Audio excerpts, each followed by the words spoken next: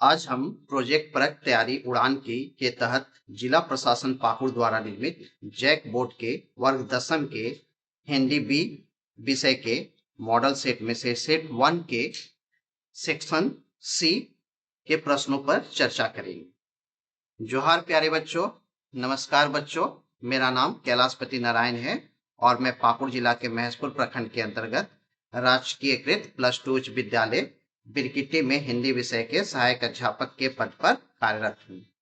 तो चलिए बच्चों, आज हम इस सेक्शन हिंदी बी के सेक्शन सी के 39 से लेकर के 44 तक के प्रश्नों के आंसर पर विचार करेंगे। ये 3 नंबर के प्रश्न आते हैं। सेक्शन सी में 8 प्रश्न रहते हैं, जिनमें से किन्हीं 6 प्रश्नों के आंसर विद्यार्थियों को परीक्षा हॉल में करने होते हैं। आइए 39 नंबर प्रश्न को देखते हैं। मीराबाई ने श्री कृष्ण के रूप सौंदर्य का वर्णन कैसे किया है? ये स्पष्ट भाग 2 के पाठ 2 है, मीराबाई के पद से लिए गए हैं। मीरा ने कृष्ण के रूप सौंदर्य का वर्णन करते हुए कहा है कि उनके सर पर मोर का पंख का जो मुकुट है उसमें वह बहुत सुंदर दिख रहे हैं। उन्होंने पीले रंग के वस्त्र पहन रखे हैं और गले में वैजयंती माला डाल रखी है। वह बांसुरी बजाते हुए गाय चरा रहे हैं, बहुत सुंदर लगते हैं। तो इस तरह मीरा ने कृष्ण के सौंदर्य का वर्णन प्रस्तुत किया है। प्रश्न संख्या 40, मनुष्यता कविता के माध्यम से कवि क्या संदेश देना चाहते हैं? मैथिली शरण गुप्त कवि द्वारा रचित मनुष्यता कविता के माध्यम से कवि हमें संदेश देना चाहते हैं कि इस कविता के द्वारा मानवता, प्रेम, एकता, दया, करुणा, परोपकार, सहानुभूति, सद्भावना और उदारता का संदेश सभी मनुष्यों में वो देना चाहते हैं कि एक इंसान को दूसरे इंसान के प्रति इन सारी भावनाओं का संप्रेषण करना चाहिए और उन भावनाओं को अपने अंतर्निहित विचारों के तहत एक व्यक्ति को दूसरे व्यक्ति तक पहुंचाया जाना चाहिए। चलिए 41 नंबर क्वेश्चन को देखते हैं। कंपनी बाग में रखी तोप का क्या संदेश देती है? तो कंपनी बाग में रखी तोप जिसके कवि तोप कविता है जिसके कवि हैं वीरेंद्र डंगवाल। कंपनी बाग में रखी तोप हमें सीख देती है कि कोई भी कितना ही बलशाली क्यों ना हो, लेकिन एक दिन तो उसे शांत होना ही पड़ता है। इसके अलावा यह हमें अंग्रेजों के शोषण अथवा अत्याचारों की याद दिलाती है और बताती है कि सुरक्षा और हितों के प्रति हमें सचेत रहना चाहिए, सचेत रहें। यह हमारे उन तमाम शहीद स्वतंत्रता सेनानियों को याद करने तथा उनके बताए मार्ग पर चलने हेतु प्रेरित कर देता है। चलिए 42 नंबर प्रश्न को देखते हैं, जो कि हमारे पाठ्य पुस्तक स्पष्ट भाग 2 के ततारा व मीरो कथा से लिया गया है, जिनके लेखक लीलाधर मंडलोई है। वामीरो से मिलने से पहले ततारा के जीवन में क्या परिवर्तन आया? वामीरो से मिलने से पहले ततारा के जीवन में यह परिवर्तन आया। ततारा जो था वो नायक था और वामीरा नायिका थी। इस कहानी के मुख्य पात्र ततारा हैं और मुख्य पात्र है वो वामीरो है। तो उसका हृदय ततारा का वामीरो के लिए बेचैन था। वामीरो से मिलने के बाद उसने किसी तरह दिन व्यतीत किया और वह शाम की प्रतीक्षा करने लगा। ततारा जब अनायास वामीरो से मिला था प्रथम दिन, तो दूसरे दिन मिलने की बात उसने कहा था और इसी वजह से पूरे रात उसका हृदय बेचैन रहा और उसने अगले दिन किसी तरह दिन काटा और शाम की प्रतीक्षा करने लगा, जब वहां पिछले शाम को उसने वामीरो से मुलाकात किया था। उसके शांत गंभीर जीवन में ऐसा पहली बार हुआ था। वह अचंभित और रोमांचित था। इससे पहले उसके हृदय में इस तरह की भावनाएं कभी नहीं आई थी।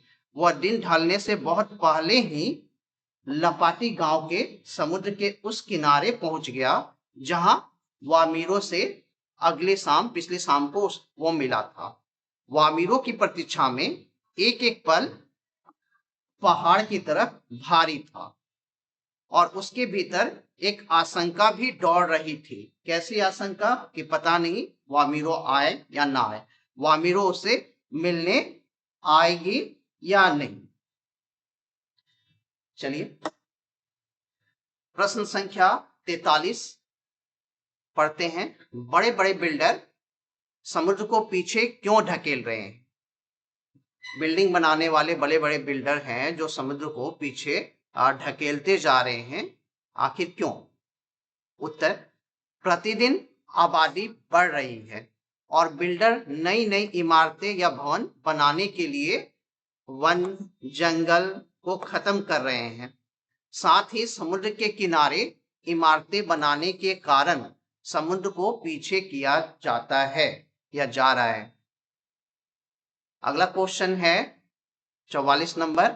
आपके विचार से कौन से ऐसे मूल्य हैं जो शाश्वत हैं, हमेशा रहने वाले हैं? जो मूल्य वर्तमान समय में इन मूल्यों की प्रासंगिकता स्पष्ट कीजिए।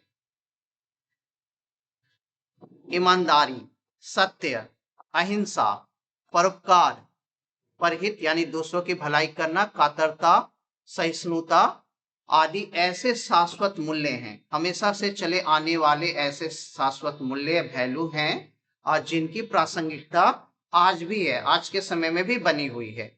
इनकी आज भी उतनी ही जरूरत है जितनी पहले थी। आज के समाज को सत्य अहिंसा की अत्यंत आवश्यकता है।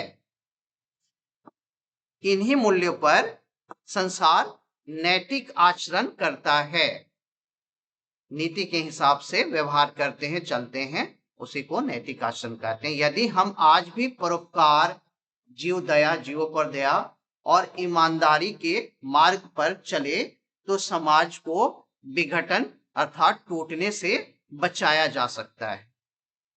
अगला प्रश्न है जो कि व्याकरण से है, 45 नंबर। संधि और समास में अंतर स्पष्ट करें। संधि और समास में क्या अंतर है वो पूछा जा रहा है, क्या विभेद है?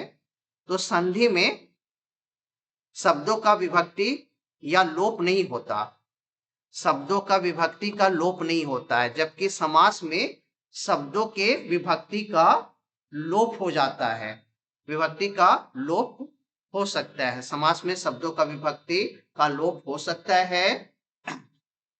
संधि के लिए दो वर्णों के संयोजन और विकार की गुंजाइश होती है। दो वर्णों के मेल से संधि का निर्माण होता है और उन वर्णों के मेल में विकार उत्पन्न होने की संभावना या गुंजाइश बनी रहती है।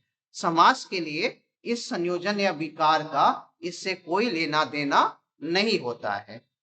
वर्णों का मेल संधि है, पदों का मेल समास।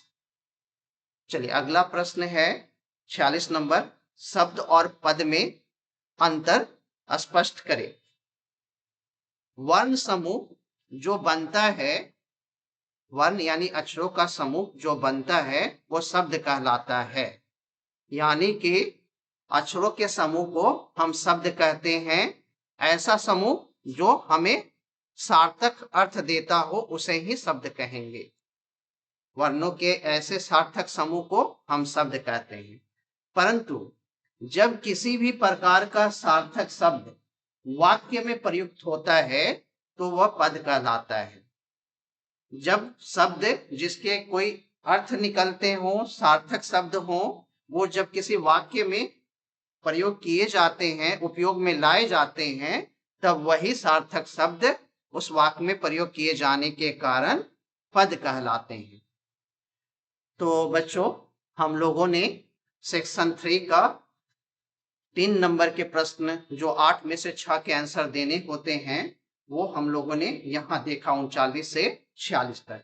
मैं आशा करता हूँ कि आप लोगों की जिज्ञासाएं शांत हुई होंगी। अगर इससे संबंधित कोई जिज्ञासा आपके मन में हो तो आप कृपया हमारे चैनल में कमेंट बॉक्स में अपना कमेंट रख सकते हैं। मैं उन समस्याओं का समाधान करने के अगले वीडियो में कोशिश करूंगा। धन्यवाद।